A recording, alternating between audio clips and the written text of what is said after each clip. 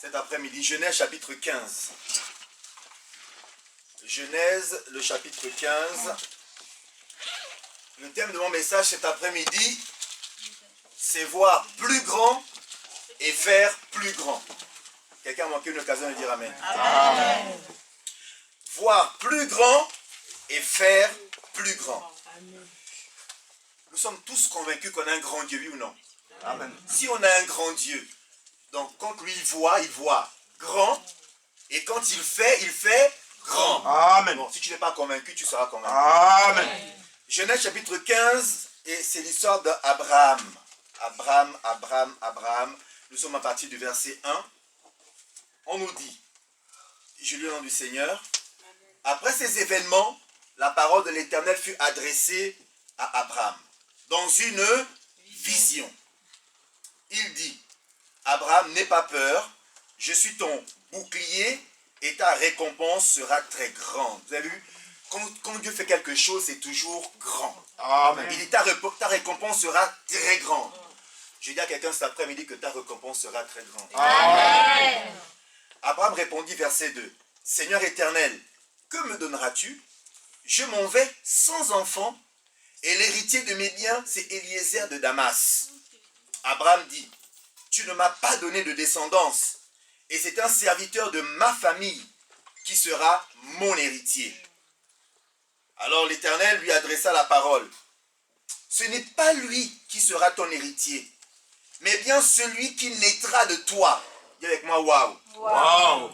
Je vous dis de dire waouh parce que voilà quelqu'un qui est avancé en âge, près de 90 ans, 99 ans, sa femme 90 ans, et on leur dit ici qu'il aura un héritier de son propre sang, qui naîtra de lui. La foi, c'est de la folie. Frères et sœurs, si nous sommes réellement enfants de Dieu, que nous n'avons pas la conviction en nous que la foi, c'est la folie, nous passons à côté de beaucoup de choses. Amen. Parce qu'en fait, Dieu va te parler, tu vas te dire, c'est pas possible qu'il me dise ces choses, puisque la réalité, ma réalité, me dit que c'est impossible. La réalité de Sarah était qu'elle ne pouvait pas enfanter, elle avait passé l'âge de la ménopause, elle était maintenant âgée, et il était impossible pour Sarah et Abraham d'avoir un enfant. Mais Dieu leur dit, ici, sous tes yeux, c'est écrit noir sur blanc, ce n'est pas Eliezer de Damas qui sera ton héritier, mais bien celui qui naîtra de toi. Amen. Verset 5. Après l'avoir conduit dehors, il dit, regarde vers le ciel et compte les étoiles, si tu peux les compter. Point. Il lui affirma, telle sera ta descendance. Abraham eut confiance en l'Éternel, qui le lui compta comme justice. Après l'avoir conduit dehors, frères et sœurs, à un moment donné, Abraham était dans une, je ne sais pas s'il était dans sa chambre, il était sous sa tente.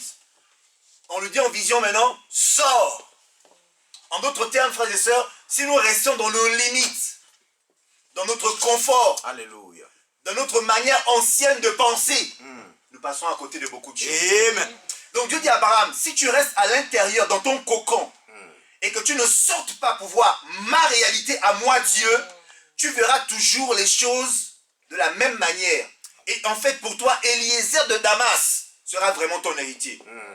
Eliezer de Damas était un jeune homme que Abraham a pris en Our en Chaldée, avec lequel il est sorti en pèlerinage jusqu'à la terre promise. N'ayant pas d'enfant, il s'est dit, je veux chouchouter cet enfant, je vais entraîner cet enfant, je vais éduquer cet enfant, je vais former cet enfant, afin qu'il devienne comme moi, et afin qu'il hérite de tous mes biens. La plupart du temps, nous faisons nous-mêmes des calculs. Alléluia. Pensons que Dieu est dans nos calculs. Amen. Abraham avait fait un calcul, il était convaincu que Eliezer de Damas était son héritier. Il fait que Dieu dise non, change de paradigme. Dis à quelqu'un, change de paradigme. Change de paradigme. Ça veut dire change de manière de penser. Change de manière. N'est-ce pas? Il a fallu que donc Dieu lui dise, sors. Dieu le conduit dehors. Frères et sœurs, si Dieu ne nous conduit pas dehors, je vous ai dit, on verra les choses toujours de la même manière. Amen. Parce que à l'intérieur où il était, dans son cocon, il était impossible pour Abraham de voir le ciel. Amen. Si tu restes dans ta zone de confort, si tu ne sors pas de tes habitudes, tu verras les choses de la même manière, tu ne pourras jamais te projeter vers le futur et voir en fait la grande vision. Amen. Le thème de mon message, c'est voir plus grand pour faire plus grand. Amen. Parce que si on est à l'intérieur de notre cocon, on est à l'intérieur de cette petite maison, on ne pourra jamais voir la grandeur de Dieu et tout ce qu'il a à l'extérieur pour nous. Donc Dieu dit à Abraham, Abraham, je te lance un défi, sors et viens dans ma réalité à moi et tu verras maintenant comment moi je vois les choses. Et lorsqu'Abraham sort, il lui lève la tête vers le ciel. Et quand il lève la tête, Dieu lui donne un défi contre les étoiles. Alléluia. En 1997, alors que j'étais étudiant, c'était au mois de juin, vers le 30 juin, j'allais sortir de ma chambre universitaire, j'ai commencé à chercher le Seigneur, et puis je me posais la question, comme l'évangéliste aujourd'hui disait, mais vous savez que Dieu a une destinée pour vous. Amen. Oh, quelqu'un a manqué l'occasion de dire Amen. Amen. La Bible dit dans Jérémie 11 au verset 29 pour te convaincre que ce n'est pas un projet de malheur que Dieu a pour toi, Amen, mais un projet de paix, un projet de bonheur, et il rajoute virgule, un avenir avec de l'espérance. Amen. Donc si nous sommes abattus, et on l'assurance qu'on a un Dieu qui nous dit qu'il a pour toi un projet de paix, un projet de bonheur, un avenir et de l'espérance. Amen. Et ce jour-là, j'étais donc dans mon balcon et le ciel était noir et puis il y avait plein d'étoiles dans le ciel. Elles étaient scintillantes. J'entends une voix qui me dit « Compte les étoiles ». Alors j'ai commencé 1, 2, 3, 4, 5, 6, 7... Et des fois, vous savez, on compte même la même étoile plusieurs fois. 8, 10. Parce qu'on manque de discernement, on se dit, mais comme il y a tellement d'étoiles, je dis, c'est bon, je laisse tomber. Elle dit, si tu laisses tomber, là où tu t'arrêtes, telle sera ta postérité. Là où tu t'arrêtes de compter, telle sera ta postérité. Vous connaissez l'histoire de ce roi à qui Élisée a dit, prends une flèche et frappe au sol. Qu'est-ce qu'il a fait le roi? Il a pris la flèche, il a frappé au sol. Combien de fois? 3 fois. Élisée a dit, mon Dieu, si tu avais frappé plus de 3 fois, tu aurais vaincu tes ennemis à toujours. Amen. Mais comme tu as frappé 3 fois, tu les vaincras 3 fois. Ensuite, ce sera l'ordre de te vaincre. Frères et sœurs, quand Dieu vous donne des actes prophétiques à faire, ne réfléchissez pas, posez des actes prophétiques. Amen. Parce que lui, c'est la portée de l'acte prophétique. Il sait la portée de ce qu'il y a derrière. Amen. Quand il dit de faire quelque chose. Amen. Ça peut paraître de la folie, mais fais-le. Il m'est arrivé dans ma vie de faire des actes prophétiques de fois fous. Mais quand j'ai vu la portée de ce que ça pouvait faire dans ma vie, j'ai dit Seigneur, mais tu es bon. En fait, des fois, il peut te dire même, sors du bâtiment, fais le tour 7 fois. Ça n'a pas de sens. Sors du bâtiment, fais le tour 7 fois. Ça n'a pas de sens, Seigneur. Mais ne réfléchis pas. Je vais le faire, je réfléchirai peut-être après. Amen. Parce qu'en le faisant, en tournant cette photo du bâtiment, Dieu te dit le bâtiment t'appartient, tu es propriétaire. Amen. Bon, quelqu'un n'a pas compris. Amen. Je reviens à mon texte. Donc, il compta les étoiles. Il dit, si tu peux, telle sera ta postérité. J'imagine Abraham qui comptait. Il a dû se fatiguer comme moi. À un moment donné, la Bible dit que quelque chose s'est produit dans son cœur. Hein? Le verset qui nous dit, le verset 6, Abraham eut confiance en l'Éternel. Alléluia. Frères et sœurs, à un moment donné, la confiance en Dieu monte dans ton cœur. Amen. C'est-à-dire que la foi devient inébranlable. Amen. On te dit que c'est rouge, Dieu t'a dit que c'est bleu, tu diras aux gens que c'est bleu. Amen. On te dira c'est infranchissable, Dieu te dit que tu peux le franchir. Alléluia. Tu le franchiras. Amen. Vous n'avez pas vu dans la Bible Dieu dire aux gens de faire des choses insensées. Jéricho était une ville imprenable. Et on dit qu'elle était barricadée, serrée, bien serrée, bloquée, verrouillée, cadenassée, avec un code digital, avec empreinte, avec œil que si tu n'as pas le code et tout ça, tu ne rentreras jamais à Jéricho. Là, c'est moi qui prêche, hein. C'est pas écrit dans la Bible, mais c'est moi qui dis. Pour faire sourire un peu. Donc, arrivé à Jéricho, ils se sont dit, c'est impossible. Dieu a dit, tout est possible à celui qui croit. Amen. Rien n'est impossible à Dieu. Là où les autres ont échoué, toi tu auras le code. J'aurai le code au nom de Jésus. En fait, il y a un code secret qui ouvre plusieurs portes. Pour chaque situation, il y a un code secret qui est un acte prophétique. Amen. Et donc Dieu dit, le code secret pour vaincre Jéricho, pour entrer à l'intérieur, c'est 7. Comment ça, 7? Vous allez faire le tour de cette ville-là pendant 7 jours. Premier jour, un tour. Ah, j'ai mais ce sont des fous, ils sont malades parce que... Mais à quoi ça sert de faire le tour et de s'ambiancer, de chanter autour de notre ville? Sinon que ça à faire, qu'ils le fassent. Deuxième jour, deuxième tour. Donc j'imagine les habitants de Jéricho en train de faire n'importe quoi. Parce que là, si on se décide à prendre l'eau bouillante, on verse l'eau bouillante sur ces gens-là, ils vont déguerpir. Troisième jour, troisième tour. Quatrième tour, quatrième jour, quatrième tour. Cinquième jour, cinquième tour. Sixième jour, sixième tour. Septième jour, Dieu dit, on change de méthode. Directement, on change de méthode. On change de méthode. Vous savez, il y a des jours où Dieu te dit de faire quelque chose. L'ennemi regarde, dit, la manière de tourner là, ça annonce quelque chose. Je vais peut-être bloquer. Vous savez, à un moment donné, il y avait le Balaam. Balak était un roi qui voulait maudire Israël. Et à chaque fois, il disait à Balaam, montons sur la montagne et maudissons son peuple. Ça ne marchait pas. Balaam disait, mais peut-être que si on va sur l'autre montagne, ça marcherait. Donc chaque jour, ils étaient sur une montagne à maudire, ça ne marchait pas. Amen. Amen. Ton Dieu, c'est un Dieu qui a plusieurs systèmes. Amen. Mon Dieu a plusieurs systèmes. Plusieurs systèmes. Et le septième jour, leur a dit, voici le code, 7 fois le tour. Ils vont pousser les cris. Quand ils ont fait 7 fois le tour, qu'ils ont poussé les cris, on dit les murs de Jéricho ont commencé à s'effondrer et sont tombés. J'annonce cet après-midi que le Jéricho qui te résistait est tombé. Au nom puissant de Jésus. Amen. Le Jéricho qui t'empêchait d'entrer dans ta destinée, qui t'empêchait d'avancer dans tes études, qui t'empêchait de voir la gloire de Dieu, ce Jéricho tombe cet après-midi au nom puissant de Jésus. Amen. Dieu voit grand. Dis avec moi, Dieu voit grand. Dieu voit grand. Frères et sœurs, puisque mon Dieu voit grand, il m'invite à voir plus grand. Amen. N'est-ce pas? Amen. Si la nature me dit que il est bon que tu puisses avoir un T1, donc toute ta vie, et être à l'intérieur, c'est bon pour toi, mais ton Dieu te dit, vois plus grand. Vois une maison à 5 chambres. Amen. I connect. Pourquoi Dieu te dit ça? Parce qu'il sait le nombre d'enfants que tu auras. Amen. Ah, au soir. Amen. Il sait le nombre d'enfants que tu auras. Il faut une chambre pour chacun de ses enfants. Amen. Il va me dire, tu es tellement bien que je te rajoute une suite parentale avec la douche à l'intérieur. Ah, il est Alléluia. Amen. Comme ça, pas besoin de se bagarrer avec les enfants à la douche. C'est mon tour, c'est ton tour, c'est mon tour, c'est ton tour. Là, c'est douche parentale, tu es peinard. Amen. Amen. Oh yes. Alléluia. Amen. Notre Dieu voit grand, notre Dieu anticipe, et il veut que nous puissions voir plus grand, comme lui voit. Il y avait un homme qui s'appelle Moïse, Exode 3, verset 3, pour ceux qui notent, qui veulent lire à la maison. Moïse arrive et il voit un buisson qui ne se consume point. Moïse va dire une chose, Moïse va dire, quelle est cette grande vision? Moïse arrive et puis il voit une grande vision, il dit, quelle est cette grande vision? Dis avec moi, quelle est cette grande vision? Quelle est cette grande vision? C'est le plan que Dieu a pour ta vie. Amen. Amen. Vous savez, quand il a vu cette grande vision, et j'ai aimé quand l'évangile a fait la prière tout à l'heure, en fait j'ai compris que dans la grande vision, en fait c'est notre appel. Amen. Hein?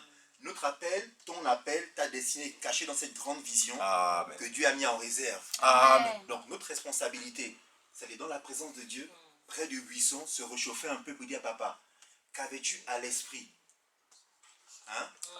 Avant que je ne sois créé. Amen. Éphésiens 2, verset 10 nous dit que nous avons été créés par Dieu afin d'accomplir les œuvres qu'il a préparées d'avance pour nous. C'est avant que tu ne naisses, avant qu'on ne te place sur le ventre de ta mère, Dieu avait une grande vision pour toi. Amen. Le père et la mère que tu as, c'était dans la grande vision de Dieu. Ah, mon papa il m'énerve.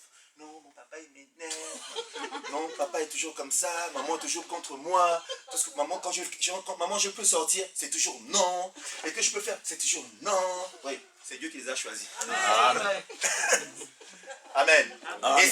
Et ils sont là pour te façonner, te dire la vérité, te dire ce qui te dérange. Parce que quelqu'un de l'extérieur te dit. C'est Dieu qui nous les donne pour nous façonner, nous modeler, nous dire la vérité en face. Parce que voilà, je voulais en venir. Les gens de l'extérieur ne te diront pas forcément la vérité. En fait, les gens de l'extérieur aiment flatter parce qu'ils veulent tirer de toi quelque chose. Ils ont vu en toi la grande vision. Ils ont vu en toi la gloire de Dieu. Ils se disent, non, là, il faut que je sois ami avec celle-là, ami avec celui-là. Comme ça, je sais que quand il monte, je monte. Vous savez, Lot, c'était comme ça. Lot a compris que son oncle Abraham partait quelque part et qu'Abraham a dû parler, que Dieu m'a parlé, il faut que j'aille quelque part. Lot a dit, non, mon oncle est toujours béni, je m'attache à lui. Amen. Il y a des gens qui s'attachent à toi parce qu'ils ont vu que Dieu est avec toi. C'est la vérité. Et ce que tu dois faire, ce n'est pas de les rejeter, c'est leur donner la parole que Dieu a mis en toi pour dire, voici la parole. Amen. Il faut qu'ils entendent la parole. Maintenant, s'ils refusent, et tu as semé la parole, c'est la parole qui va grandir, qui va façonner la personne. Donc, dans la grande vision, il y a notre appel. Nous sommes appelés à voir grand. Et vendredi, Papa Abraham nous a partagé un passage dans Romains chapitre 4, puisqu'on dit que Abraham eut confiance en Dieu.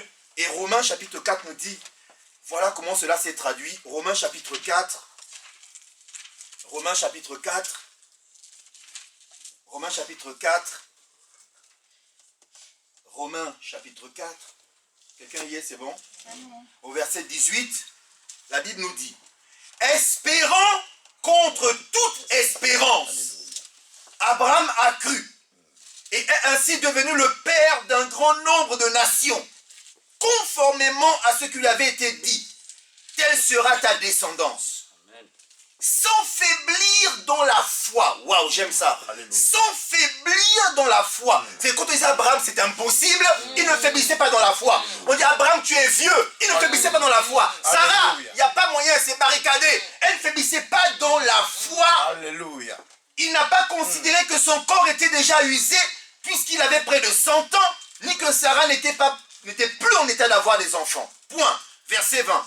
Il n'a pas douté, par incrédulité, de la promesse de Dieu, mais il a été fortifié par la foi et il a rendu gloire à Dieu.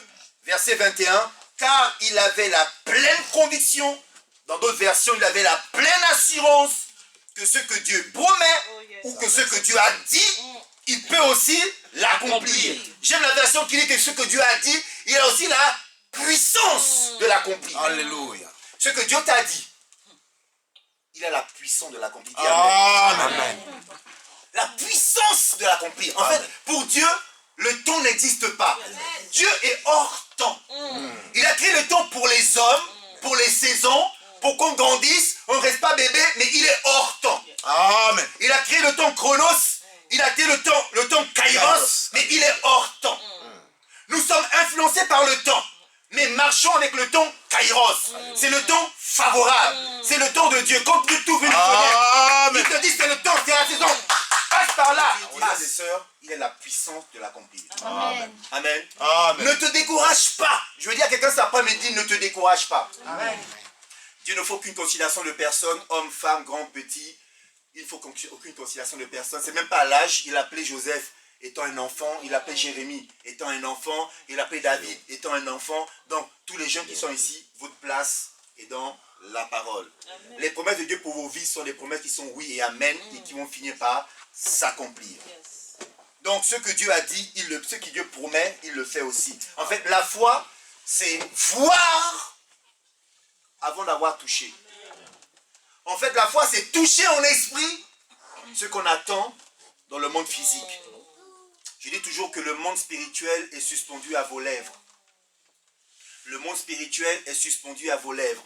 Le monde spirituel est suspendu à vos confessions. C'est ce que vous appelez à l'existence. Vous confessez la négativité. Je n'y arriverai pas. C'est pas ma place. Je suis nul en mathématiques. Ça ne marchera pas. C'est pas mon couloir. Quand je dis que qu'est-ce qui se passe quand c'est comme ça, eh bien, les mathématiques viennent pour te dire, mais comme tu nous aimes pas, on ne t'aime pas non plus. Voilà, tu n'iras nulle part comme ça. Tu n'aimes pas l'anglais? Moi, l'anglais, je t'aime pas non plus. On n'est pas amis. Puisque tu, la chimie, la philo, voilà. Tu m'aimes pas, je t'aime pas non plus. Donc ça devient compliqué parce que ce sont nos confessions qui appellent à l'existence ce qui n'existe pas. Frères et sœurs, tu es un homme esprit. Dis amen. Amen. La Bible dit qu'en réalité dans l'homme c'est l'esprit. Amen. L'esprit qui est en nous confesse des choses basées sur la parole de Dieu ou sur des croyances. En fait, depuis notre enfance, on était façonné par des croyances de notre famille, de notre tribu, de notre pays. On a des coutumes, on a été formaté, ce que j'appelle les paradigmes. Donc on a des croyances en nous qui sont figées. Il faut que la parole de Dieu les bouscule quand elles ne sont pas conformes à la parole de Dieu. Ah, moi chez moi on ne mange pas le crocodile. Ah, moi chez moi on ne balaye pas la nuit. Ah, chez nous le sel, non. Ah, c'est tout. Ah, chez moi, chez nous.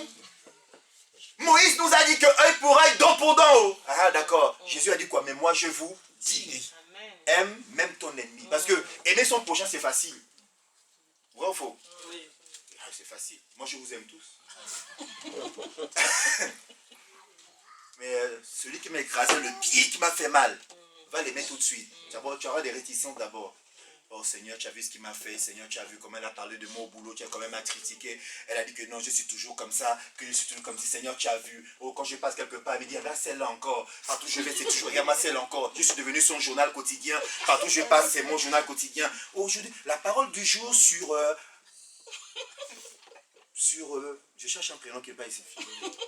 La parole du jour sur Léa. Aujourd'hui, Léa a mis une robe bleue comme la dernière fois. Léa a mis des chaussures rouges encore comme la dernière fois. A pensé que Léa n'a pas de garde-robe. Léa n'a pas de garde-robe.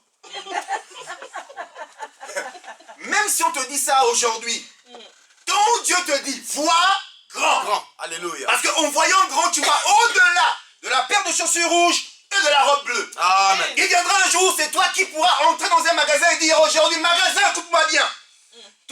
Toi, suivez-moi. Amen. Voilà les vêtements qui te suivent maintenant. Amen. Amen. Amen. C'est juste une question de temps. Alléluia. Just a question of time. Yes. La Bible dit just a little while. Encore un peu. Encore. Just, oh, pesanga tango. Juste un petit peu de temps. Là, je parle en plusieurs langues maintenant. Amen. Juste un peu de temps. Et ce qui doit arriver, arrivera. Amen. Hébreux 10, verset 35. Juste un peu de temps et mon juste vivra par la foi. Amen. Moi, encore un peu de temps et... Alléluia.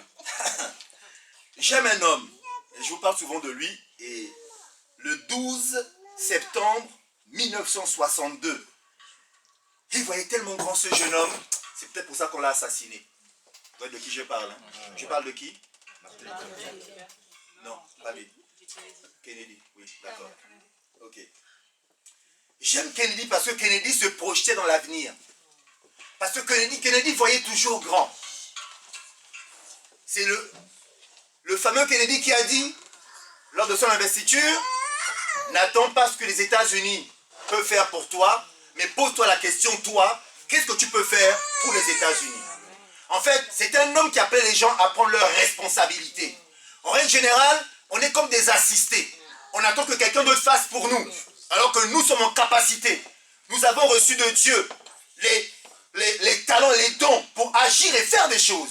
Mais on attend que Dieu fasse. Oh Seigneur Jésus, fais-o, fais-o. Il y a des choses que Dieu ne fera pas, je vous dis la vérité. Il y a des choses que Dieu ne fera pas. J'ai dit ici une fois que si tu cherches du travail, ce n'est pas Dieu qui va rédiger ton CV quand même. Vrai ou faux? Parce que si Dieu rédige ton CV, tu me fais peur. Pasteur, je dormais, mon ordinateur s'est mis en marche tout seul. La feuille est sortie toute seule. Et j'ai vu mon nom, tout était bien dactylographié. Mon nom, prénom, avec mes compétences, mes talents, mes désirs. Et puis c'était, le CV était prêt. Pasteur, c'est les anges qui sont intervenus. Et puis il y a une autre feuille qui est sortie, lettre de motivation. Vraiment adaptée à mes compétences, à ce que je cherche comme travail.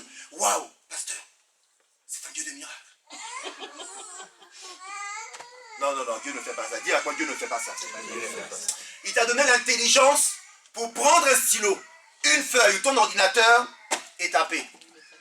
Maintenant, quand tu as fait bien ton CV, que tu as fait ta lettre de motivation, et maintenant que Dieu va maintenant t'accompagner pour frapper à la bonne porte. Il va maintenant t'accompagner pour être dans le bon réseau. Amen. Il va maintenant t'accompagner pour te dire, c'est le moment. Et d'ailleurs, tu avais semé, ça vous arrive pas que vous avez semé tellement de CV que des années après, une entreprise vous appelle monsieur, madame, pour le travail. Du à quel moment j'ai posé un CV là-bas? Amen. Mais tu avais tellement semé. Frères et sœurs, je vous invite à toujours semer. Amen. Celui qui sème beaucoup récolte beaucoup. Sème beaucoup de CV quand tu cherches des stages, tu cherches des entreprises, sème beaucoup de CV. À un moment donné, il y a un qui va prendre. Parce que après avoir semé, après avoir fait ta part, Dieu fera la sienne. Amen. Tu vas prier, tu vas jeûner, faire tout ce que tu veux, tu vas arroser spirituellement et Dieu fera le reste. Donc John Fitzgerald Kennedy, le 12 septembre 1962, a fait un discours. We choose to go to the moon. Vraiment un chapitre à dire. Amen. We choose to go to the moon. Il dit, nous avons choisi, nous avons pris la décision que les États-Unis d'Amérique partiront sur la Lune. Amen. Si on n'a pas de grande vision, si on ne se projette pas dans l'avenir, toutes nos compétences, tous nos talents ne se mettront pas en marche pour la réalisation de cette vision. Il a fait cette vision, il dit, we choose to go to the moon, not because it is easy, but because it is hard. Donc, nous avons choisi de partir sur la lune, pas parce que c'est facile, mais parce que c'est difficile. En général, quand c'est difficile, toi et moi disons non Seigneur, je laisse tomber. Là, j'ai essayé une fois, deux fois, trois fois, je laisse tomber, c'est difficile. Mais lui, il dit, je sais que c'est difficile, et c'est pourquoi je choisis d'aller sur la lune. Est-ce que tu peux dire ça vraiment que je sais que c'est difficile, Seigneur, mais je vais persévérer? Est-ce que tu peux dire ça? Je sais que c'est difficile. Seigneur, c'est difficile, mais je veux persévérer. Amen. Oui, je vais persévérer. Parce que rien n'est facile sur la terre. Même la naissance d'un enfant, c'est pas facile. Demandez aux mamans et aux papas qui ont assisté quand maman lui serrait la main pour lui broyer les doigts. À trois reprises, ma mère a souffert. Même la naissance d'un bébé, c'est pas facile. Pour dire à l'enfant que tu rentres dans un monde brutal, un monde difficile, un monde égoïste, un monde où le diable règne, il ne veut pas lâcher prise. Mais je t'ai fait venir sur ce monde afin d'être une solution pour les nations. Alléluia. Alléluia. Nous avons accepté de relever ce défi pour le bien de l'humanité. Parce qu'il a compris qu'il faut que l'homme aille sur la lune pour le bien de l'humanité. Amen. Et ce défi a fait qu'il n'a pas vu de ses propres yeux. Frères et sœurs, il y a des visions qui sont tellement grandes que nos yeux ne les verront pas. Martin Luther King n'a pas vu Obama. Amen. Il était assassiné. Martin Luther King a dit une chose, il dit que même si vous m'assassinez, vous n'assassinerez jamais mon rêve. Amen. On peut mettre un terme à ta vie. On a assassiné Thomas Sankara. Mais on n'a pas arrêté que le Burkina s'appelle plus Haute-Volta, il s'appelle le Burkina Faso. Il a changé de nom. Même après sa mort, Compaoré n'a pas changé le nom du pays pour revenir à la chose ancienne. Ils ont gardé le nom, le pays des hommes intègres, parce qu'il était intègre. Amen. Il est temps que des hommes et des femmes se lever et on réussira avec le Seigneur Jésus. Amen. Même si les portes se ferment devant moi, tout est possible à celui qui croit. J'avance avec le Seigneur. Amen. Même si on me dit non à une, deux, trois reprises, je persévère jusqu'à la fin, car c'est celui qui va jusqu'à la fin qui sera sauvé. Amen. Il faut des hommes de cette trompe parmi nous, de cette génération. Amen. La parole de Dieu est là pour te dire, ne baisse pas les bras, persévère, continue. Je suis avec toi, tu réussiras. Amen. C'est ça la parole de Dieu. Alléluia. Le 21 juillet 1969, il était déjà mort, mais 3 hommes ou 2 hommes ont marché sur la lune. Amen. Un petit pas pour l'homme, mais un pas de géant pour l'humanité. Armstrong. Ils ont dû penser ce jour-là à celui qui avait dit « We choose to go to the moon ». Donc si cet homme n'avait pas dit que « Je vois grand, qu'on ira sur la lune », il n'aurait pas fait grand. De mon message, c'est voir grand pour faire grand. Il faut que les rêves en vous, frères et sœurs, il faut que ça bouillonne, il faut que ça vous bouscule. Ne voyez pas petit. Dieu t'appelle un homme d'affaires. Oui, tu commences par des cacahuètes, c'est vrai. Mais ne te limite pas aux cacahuètes. Vois grand. Parce qu'un jour, Dieu te défiera à autre chose. Vois grand. Avance, persévère avec le Seigneur. Amen. Amen. Il a pris une décision très importante pour le bien de l'humanité. Il a avancé.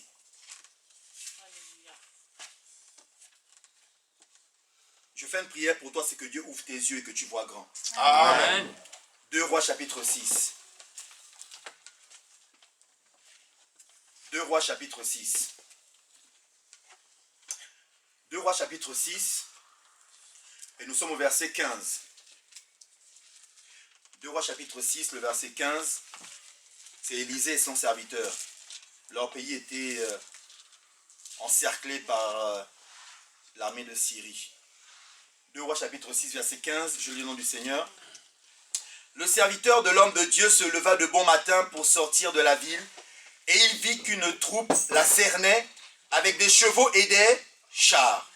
Il dit alors à l'homme de Dieu, « Ah, mon Seigneur, comment ferons-nous » Il répondit, « N'aie pas peur, car ceux qui sont avec nous sont plus nombreux que ceux qui sont avec eux. » Dis avec moi, yes. Yes. Parce que lorsque tu vas à un combat de bagarre, quand on était enfant, tu vas embêter quelqu'un qui est plus grand. Et quand il vient te frapper, tu dis, je vais appeler mon grand frère. Je vais appeler mon grand frère. Hein. L'enfant recule. Quand tu vas ton grand frère arriver, costaud, il dit, c'est bon. Tu m'as embêté, mais la prochaine fois, il faut faire attention. En fait, nous, on a quelqu'un en nous. Et autour de nous, qui est plus grand et plus fort que ceux qui sont dans le monde. Alléluia. C'est pourquoi il ne faut jamais désespérer. Et comme son serviteur doutait, il lui dit, verset 17. Puis Élisée pria, il pria, et c'est ma prière pour toi cet après-midi. Il pria. Éternel, ouvre ses yeux pour qu'il voie. On va faire cette prière maintenant. Tu dis à l'Éternel, ouvre mes yeux pour que je voie. 1, 2, 3. Éternel, ouvre mes yeux pour que je voie. Est-ce que tu vois la grande vision que Dieu te réserve? Frères et sœurs, si nous sommes sur la terre, ce n'est pas en vain. On est venu accompagner personne. Il y a un grand rêve qui brûle en vous. Il y a un grand rêve. Il y a des choses que tu as envie de réaliser qui brûlent en toi. Tu sais qu'en toi, tant que tu ne l'as pas fait, tu es insatisfait. C'est ça que mes yeux voient. On a posé la question à Van Gogh. Qui connaît Van Gogh? Le peintre. Tout le monde. Il a fait des peintures qui valent des millions de dollars. Et Van Gogh, on a posé la question, comment faites-vous pour réaliser de peintures aussi belles? On pose la question à Van Gogh de son vivant. Comment faites-vous pour réaliser des peintures aussi belles? Voilà sa réponse. Il dit, je rêve d'abord mes peintures. Je rêve d'abord mes peintures et ensuite je peins mes rêves. Je reprends. Je rêve d'abord mes peintures et ensuite je peins mes rêves. Je vois d'abord grand, ensuite je fais grand. Les rêves qui sont en toi, commence à les peindre. Commence à les visualiser. Dieu a donné à l'homme le cerveau. Et le cerveau, quand vous lui donnez des images, il a la capacité de pouvoir se projeter. Et vous aider par la prière, par le Saint-Esprit, à pouvoir aller jusque dans la réalisation. Ne vous limitez pas. Dis, je ne me limiterai pas. Je ne me limiterai pas. Tout comme Abraham, frères et sœurs, que nous puissions sortir de notre ancienne manière de penser, levant la tête, voyant grand. Amen. Et il faut que nous puissions nous libérer tout le potentiel que Dieu a caché en nous. Amen. Il y a des grandes choses qui sont en nous. Donnons vie à nos rêves. Amen. Peignons nos rêves. Amen. Et le cours de notre vie ou le cours de l'humanité, on sera impacté. Dès que tu es assis ici, dès qu'en toi, Dieu a donné le rêve de pouvoir inventer un vaccin qui va changer le cours de l'humanité, prendre une décision politique qui va changer une nation, d'inventer quelque chose, un produit, un service qui va changer le bien-être des gens. Il y a des rêves qui brûlent en vous.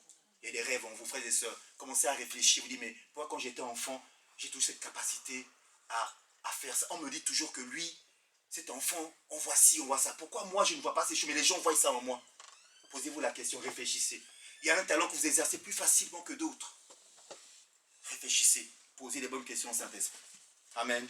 Amen. Ésaïe 54. Voir grand pour faire grand. Ésaïe 54. Le verset 2 et verset 3. Un verset que vous connaissez tous très bien. Ésaïe 54. Oh Seigneur, ouvre les yeux, que nous puissions voir. La Bible dit que invoque-moi au jour de la détresse, je te montrerai des grandes choses, des choses cachées que tu ne connais point. Amen. Il y a des grandes choses que Dieu a cachées pour vous, frères et sœurs. Invoquez Dieu, il va vous les montrer. Ésaïe 54, verset 2 nous dit, agrandis l'espace de ta tente, qu'on déplie les toiles qui te servent d'habitation. N'en retiens rien. Allonge tes cordages et renforce tes pics. En effet, tu déborderas à droite, tu déborderas à gauche. Ta descendance envahira des nations et peuplera des villes entières. Dis avec moi, waouh. Waouh. Vous savez, des passages comme ça, quand tu... Prenez Dieu au mot. Prenez Dieu au mot. Amen. Parce que les gens qui ont changé leur destinée ont pris Dieu au mot. Amen. Seigneur, tu as dit. Tu as dit. Ils ont tenu ferme sur leur décision. Ils ont vu la main de Dieu. Et ici, on dit à quelqu'un, élargis l'espace de ta tente. Étends tes limites. Ne retiens pas. Ça veut dire quoi? Vois grand. Parce qu'il y a une postérité, il y a une descendance qui arrive. Et si tu es toujours dans ta petite tente, la descendance ne viendra pas. Frères et sœurs, certaines bénédictions sont bloquées à cause de manière de penser. Comme nous limitons Dieu dans nos pensées, certaines bénédictions ne viennent pas à nous. Dieu se dit, mais ce n'est pas encore le temps, puisque dans sa tête, dans sa mentalité, il n'est pas encore prêt à recevoir cela. On ne donne pas les clés d'une voiture à un enfant de 3 ans. Dis, tiens la clé, va à Carrefour faire des courses et tu reviens. Tiens la carte bleue, voici le code. Personne ne fait ça. Parce que l'enfant n'est pas encore responsable. Et Dieu veut nous emmener à la responsabilité, à la maturité, pour comprendre que l'heure est venue et l'heure a sonné, où toi et moi devons élargir l'espace de notre tente. Alléluia. Nous devons étendre nos limites, étendre notre influence, élargir notre réseau,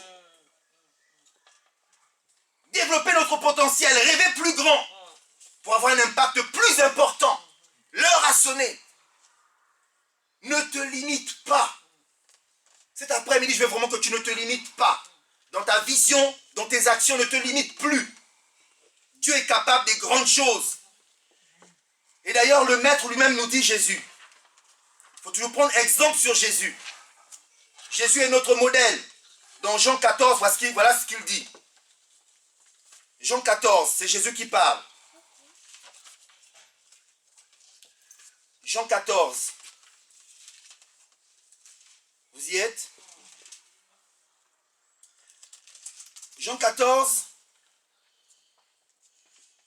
Je lis à partir du verset 11. Croyez-moi, je suis dans le Père, et le Père est en moi. Sinon, croyez-moi au moins à cause de ses œuvres.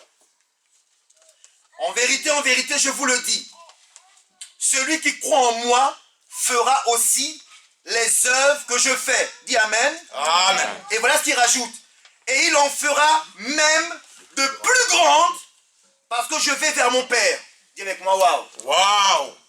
Donc il dit que je ferai les mêmes œuvres que lui. Et il dit de plus grandes que lui. Waouh. Il a marché sur l'eau. Il a calmé la tempête. Il a multiplié les pains. Il a rendu la vie aux aveugles. Il a ressuscité les morts. Il a fait quoi d'autre? Il a guéri les malades. Quoi d'autre? Il a délivré les Il a délivré les captifs. Et Jean nous dit que Jésus a fait tellement de choses que si on devait tous les raconter, tous les livres de la terre ne suffiraient pas. En fait, les évangiles qu'on nous a laissés n'est qu'une petite partie des œuvres accomplies par Jésus. Amen. Et il nous dit, ce que j'ai fait, vous le ferez et vous ferez encore des plus grandes. Frères et sœurs, la génération actuelle doit faire mieux que la génération passée. Amen. Et la génération future doit faire mieux que la génération présente. C'est comme ça, n'est-ce pas? Amen. Avant, on allait à pied pour aller de Lyon jusqu'à Bourg-en-Bresse. Et puis quelqu'un dit on va prendre le cheval. Avec le cheval, ça allait un peu plus vite. Après le carrosse, quelqu'un dit on va faire, avec la révolution de James Watt, la machine à vapeur, on a fait des voitures avec la vapeur. On a fait le train, n'est-ce pas? Donc chaque fois, l'intelligence évolue. En fait, le cerveau que nous avons est un don de Dieu. En fait, on ne connaît qu'une infime partie de ses capacités. Hier, j'ai vu la télé au journal de 20h, un enfant de 9 ans qui passe son doctorat cette année. Vous avez vu ça aussi?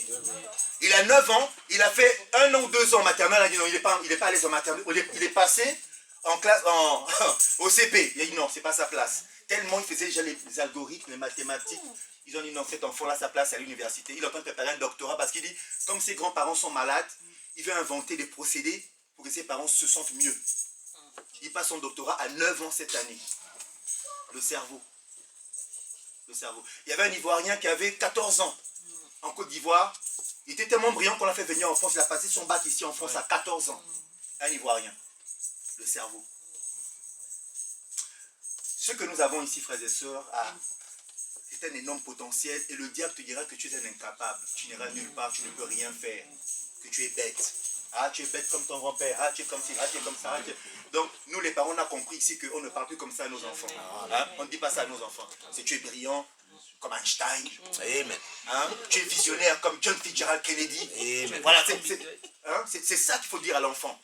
Et en fait, c'est pour stimuler le potentiel qui est en eux, pour le taquiner, pour que l'enfant se dise, mais waouh, moi aussi je peux. Un enfant à 9 ans fait le doctorat, mais oui, nous aussi on peut. Nathan peut faire le doctorat aussi à 9 ans. Dis amen. Amen. Voilà. C'est possible. Dis avec moi, c'est possible. C'est possible. Pourquoi? Parce que Jésus a dit dans Jean 5 au verset 17, jusque à présent mon Père travaille et moi aussi je travaille. Mais pourquoi il travaille? Pour que la grande vision qui est en toi puisse se matérialiser et que tu fasses des plus grandes choses que Jésus n'a faites. Oh frères et sœurs, c'est notre génération qui doit accomplir des grandes choses. Voyez grand, rêvez grand. Faites plus que la génération passée. Dépassez les parents. Allez plus loin. Amen. Amen. Allez plus loin. Faites de plus grandes choses. Libérez votre potentiel. Faites preuve de créativité. Ne relâchez jamais. Thomas Edison, après plus de 10 000 tentatives, a réussi à faire l'ampoule électrique. Après 10 000 tentatives, il s'est dit à chaque fois, j'apprenais une nouvelle manière de ne plus échouer. À chaque fois, j'apprenais une nouvelle manière de ne plus échouer. Vous imaginez 10 000 fois. Moi, peut-être au bout de la 5e fois, je vais laisser tomber. C'est vrai, hein? Mais comme on a le Saint-Esprit, comme on écoute la parole de Dieu à Nouvelle-Jérusalem, comme on écoute la Bible, on ne va pas relâcher. Amen. Vous connaissez l'histoire de mon prisonnier, non? Hein? Il était en prison et puis il a vu les autres s'échapper de la prison. Et il s'est dit, moi aussi je vais m'échapper de la prison. Il escalade un mur, 2 murs. Et dans la prison, on appelle ça la prison du découragement. C'est-à-dire qu'ils ont mis autant de murs pour vous décourager. Donc, il saute le premier mur, le deuxième, le 50e, le 60e.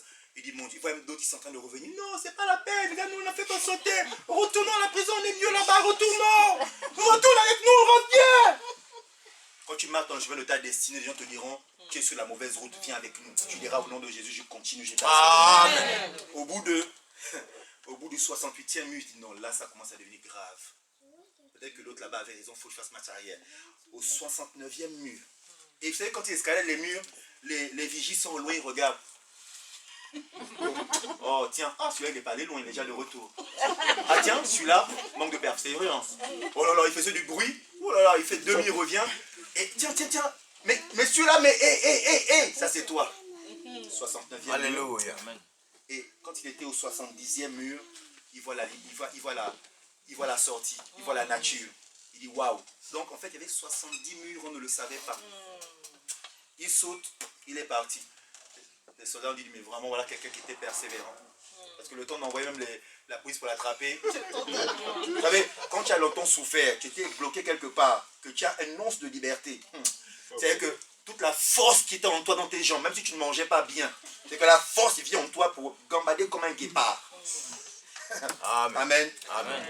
Ne relâchez point. Dis, je ne relâcherai pas. Ne relâcherai pas. Jésus travaille pour qu'on fasse des plus grandes choses. Nouvelle-Jérusalem, nous allons vers des plus grandes choses. Il dit Amen. Amen. Amen. Amen. Donc, on va élargir l'espace de notre tente.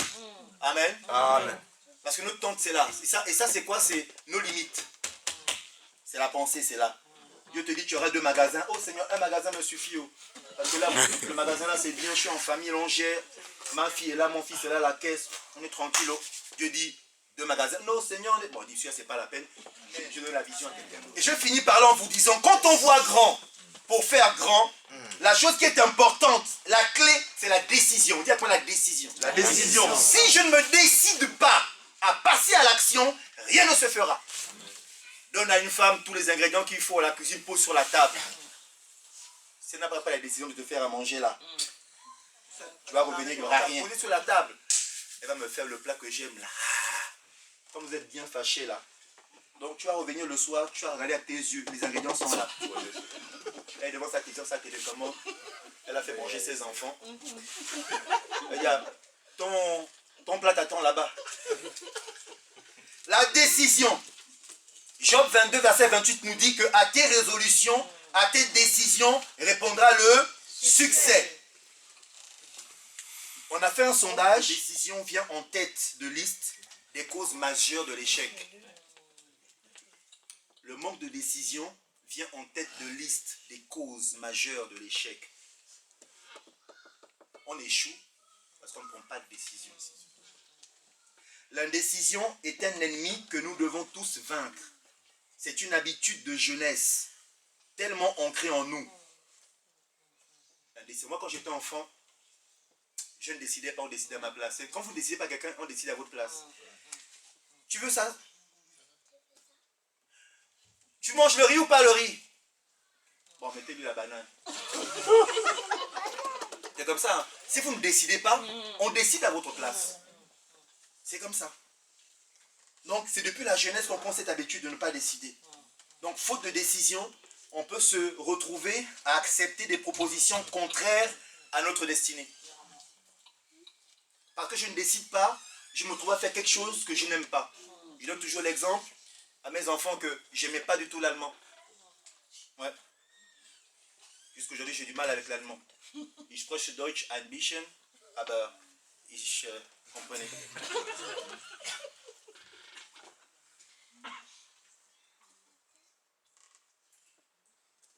Et mon père me dit, veux-tu faire l'espagnol ou l'allemand? Comme ta sœur. C'est le comme ta sœur qui m'a perturbé. Il m'a dit, tu veux faire l'espagnol ou l'allemand? Dans mon cœur, je vais faire l'espagnol. Je parle un peu d'espagnol déjà.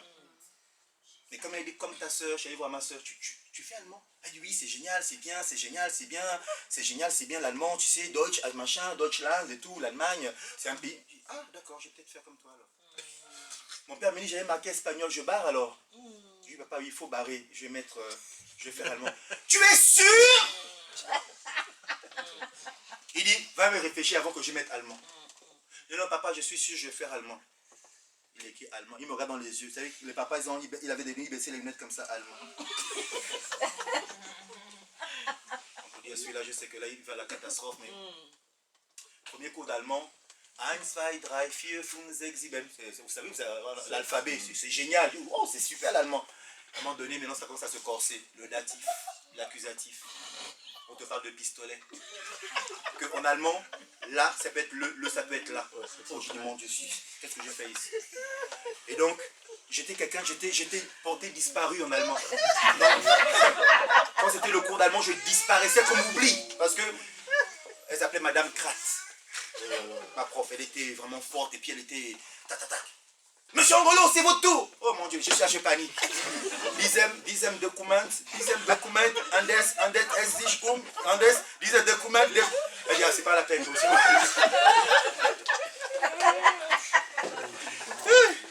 Quand j'avais 5, c'était ma meilleure note. Heureusement qu'il y avait le sport. Et comme dans ma famille, on a des gens, on aime courir, on allait vite à l'école. Alors moi, je donnais tout en sport pour rattraper l'allemand. Pour que ma moyenne monte. Donc j'avais 17, 18 en sport. Puis là, c'est sûr que je n'aurai jamais 2 là-bas en allemand. Donc ça compense, ça monte. Jusqu'au bac, où j'ai rien compris, j'ai eu la moyenne au bac. C'était l'oral. La prof me voit, me dit, voilà le texte en allemand, parle-moi du texte en allemand. Je dis, ich weiß nicht. Je ne sais pas. Ok. Alors, qu'est-ce que tu sais alors en allemand? J'ai dit, je connais une chanson, c'est Nena Hagen, Non, you non six Luftballons. Elle y chante. Hast du etwas Zeit für mich? Singe ich ein Lied für dich. Et puis elle était souriante. Non, you non six. Elle faisait une belle voix. On est resté en 5 minutes. Je chantais ma chanson en allemand. À la fin, elle m'a dit, monsieur, je vous avais dit, vous avez bien chanté. 10. Mais ne dites à personne quand vous sortez d'ici que vous avez chanté. C'est la grâce. Eh oui, c'est la grâce. Mais ça va pas vous arriver. Hein? C'est moi. Donc, faites ce que vous aimez. Amen. Faites les filières, les métiers. Voilà, vous savez que là, c'est dans le couloir de ma destinée. Ne pas aller ailleurs. Amen. Amen. Donc, quand on est sûr d'avoir pris la bonne décision, personne ne peut nous la faire changer. C'est la fermeté dans sa décision. Il y a un homme, vous savez, Henry Ford. Tous ses ingénieurs étaient contre lui. Tous ses conseillers étaient contre lui. Parce qu'il voulait faire une voiture qu'on appelle la voiture en forme de T. 2 roues ici, tac, tac. Il dit voilà, les Américains vont acheter ça. J'ai dit non, Henry Ford, ça n'aura jamais de succès cette voiture. Mais Henry Ford a tenu, il était obstiné. Il dit j'ai décidé. D'abord, c'est mon argent. Et ils ont fait la voiture, malgré eux, contre le PDG. Et la voiture a marché. Henry Ford est devenu multimilliardaire. Il leur a dit, quand je prends une décision, vous suivez. Même si ça vous paraît louche, bizarre, mais suivez. Amen. Amen. Parce qu'il était obstiné. Parce qu'il n'a pas baissé les bras. Amen. Je vais finir en vous donnant un conseil. 2 conseils. Quand on voit grand et qu'on veut réaliser des grandes choses, ne parlez pas trop de vos projets. Je répète, quand on voit grand, qu'on a des grandes visions, qu'on a des grandes ambitions, qu'on a des grands rêves que Dieu a mis dans notre cœur, et qu'on veut réaliser des grands projets, n'en parlez pas trop. si vous parlez trop librement de vos plans et vos projets, il peut vous arriver deux choses. Soit ceux qui vous envient prendront un malin plaisir à vous faire échouer. Parce qu'il vous envie. Pourquoi lui va réussir? S'il fait sa boutique là, les gens vont venir. Pourquoi lui? Mais où est ton problème? Mais si sa boutique marche, gloire à Dieu. Mais c'est quoi cette jalousie viscérale? Qu'on ne veut pas le bien de l'autre. Et c'est un mal, hein? Là, je vais donner une taloche à nous, Africains. Quand quelqu'un fait quelque chose, c'est... Il croit que quoi? Il veut montrer quoi? Ah non, mais aide-le, encourage-le, prie pour lui. Si tu n'as même pas les moyens de l'aider, prie pour lui, que ça réussisse, ça marche. Vous savez, si on a cet état d'esprit, on va faire des grandes choses. Amen. Donc, première chose, ceux qui vous envient prendront un malin plaisir à vous faire échouer, vous mettre des bâtons dans les roues. Soit, deuxième chose, vous aurez peut-être la mauvaise surprise de voir quelqu'un d'autre copier votre projet. C'est ce qu'on appelle le plagiat. Hein? C'est des gens qui ont vu ce que vous faites, quand vous parlez. Moi, voilà, je vais faire une robe. Quand la robe, on va la mettre, ce sera comme ci, comme ça. On va tailler ça comme ça. Le patron de la robe sera comme ça. Mais tu vas parler. Pendant que tu parles, il écrit, il dessine. Il a dit, c'est bon. 2 jours après la robe que tu as parlé, voilà, ah, j'ai une robe là, vraiment, vous avez vu. Mais c'est ma robe. Vous savez, c'est pour éviter ça que le monde a créé ce qu'on appelle les brevets. Ma prière pour toi, c'est que toi aussi, le rêve que Dieu t'a donné, la vision que Dieu a mis en toi, qu'elle puisse grandir, qu'elle puisse se développer, qu'elle puisse se multiplier, qu'elle fasse des enfants et que ça couvre non pas ta génération seulement, mais les générations et des générations après toi. Amen. Ne parlez à personne de vos projets. Le Maître Jésus nous dit, je finis ici et je vais clôturer. Dans Matthieu chapitre 17, Jésus dit ceci. Après la grande vision de la transfiguration, Matthieu 17, il y avait Pierre, Jacques et Jean. Matthieu 17, verset 9. Comme ils descendaient de la montagne, Jésus leur donna cet ordre. Ne parlez à personne de ce que vous avez vu jusqu'à ce que le Fils de l'homme soit ressuscité. Ne parlez à personne. Que les gens l'entendent. On va encore le dire une autre fois. Non, parlez à personne. Que le maire de Villeurbanne l'entende. Non, parlez à personne. Vous savez, il faut un comité restreint en qui tu peux te confier. Jésus avait toujours Pierre, Jacques et Jean. Ce sont ces trois-là qui ont eu le privilège de voir la vision. Il leur a dit chut. Et Pierre n'en a parlé que plus tard dans ses épîtres de cette vision. Mais quand ils sont descendus de là, lorsque Judas est venu, vous avez vu quoi là-bas? Non, on n'a rien vu, on a juste allé se balader à Jésus. C'est comme d'habitude, dans Jésus, il monte, il prie. On était même fatigué, on dormait là. Vous êtes sûr, hein? On a vu comme s'il y avait une lumière là-bas. Non, il n'y a pas de lumière. Non, c'est Jésus. Jésus priait tellement que c'était intense. Il dit, mon Pierre, il me balade un peu. Jean, qu'est-ce qui se passe? Là, c'est André. Jean, c'est moi qui vous ai emmené vers Jésus, il ne faut pas me blaguer. Qu'est-ce qui s'est passé là-bas? Il vous a emmené tous les trois seuls. Non, Jésus priait, c'est tout. Je ne mens pas, il priait, il priait. Et c'est fini, et nous aussi on a prié, on était fatigués, on dormait, voilà, on ne sait pas ce qui s'est passé. Après, il nous a réveillés pour dire, on s'en va. Il y a des projets que tu ne parles à personne. Le futur iPhone, ou le futur téléphone portable que tu as vu en esprit, n'en parle pas. Le futur magasin que tu as vu, différent des autres, n'en parle pas. C'est en petit comité qu'on partage avec des gens de confiance qu'on partage les choses. Amen. Amen. Voir grand. Je finis en vous disant que dans la vie, frères et sœurs, on doit mourir vide. Amen. On doit mourir vide. N'est-ce pas? Et quelqu'un disait que le cimetière, c'est Miles Monroe, que le cimetière, c'est l'endroit le plus riche du monde. Pourquoi? Parce qu'il y a des gens qui avaient des visions, qui leur rapportaient des millions de dollars, des projets, des rêves, ils n'ont jamais réalisé. Ils n'ont jamais écrit les livres, ils n'ont jamais créé les magasins, ils n'ont jamais chanté la chanson, ils n'ont jamais fait tout ce que Dieu leur a demandé de faire, ils sont morts avec. C'est l'endroit le plus riche de toute la terre, le cimetière. Et Martin Luther King disait, nous sommes tous appelés à mourir vide. Il dit, moi j'avais un rêve, je l'ai transmis. Donc maintenant on peut me tuer. Vous savez, son dernier discours, en avril 68, c'était quoi? J'ai vu la terre promise. Je suis monté sur la montagne, j'ai vu la terre promise. J'ai vu un peuple noir libre, égaux en droit. J'ai vu. Il dit, maintenant je peux partir. Il a fait la prière de Moïse sur le mont Nebo. Moïse a vu la terre promise. Il dit, non, moi je n'irai pas, mais Josué, allez-y, entrez. mourrez vide. Que vos rêves se réalisent. Amen. Que vos projets voient le jour. Amen. Que cette musique sorte. Que tu fasses ce record du monde. Hein, que tout ce que Dieu a mis en vous puisse se réaliser. Amen. Que ce commerce-là puisse réussir. Tu es une femme d'affaires dont Dieu a béni les mains. Il faut que tes mains, tu puisses compter ces euros hein, dans tes mains. Que tu vois ces billets, ces dollars dans tes mains. Amen. C'est ce que Dieu a prévu pour ta vie. C'est ce que tu as appelé à faire et à réussir. Amen. Comme disent mes pasteurs dehors. Amen. Amen. On va se lever pour la prière.